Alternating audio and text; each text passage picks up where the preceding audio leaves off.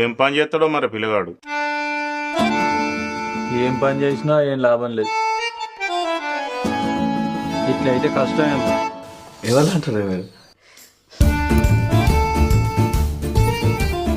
అరే ఏమైంది ఇప్పుడు? ఎందుకు ఎత్తున్నావు? అమ్మాయి అనక పెళ్లి తప్పదు కదా, ఎవరైనా ఇంటికి వెళ్ళి పోవాల్సిందే. నీ బొందరా నీ బొంద, నేను చేసుకోను. అరే ఎందుకు? నాకు నచ్చలేదురా, నేను చేసుకోను. అరే ఏమైంది? అంత మంచిగా ఉన్నాడు పిల్లగాడు, ఇంకేం నచ్చలే? ఆడ ఏముందని చేసుకోవాలరా? ముందు పొట్ట మీద బట్ట తప్ప. వాని ఇంట్లో పైసల బుట్టుంది, గజ్జుడు ఫస్ట్. ఊకే చేసుకో చేసుకో అన్నావు అనుకో, అన్నంలో ఇంటిని కలిపి నీకే పెడతామనుకుంటున్నావు. పోయి కచలి.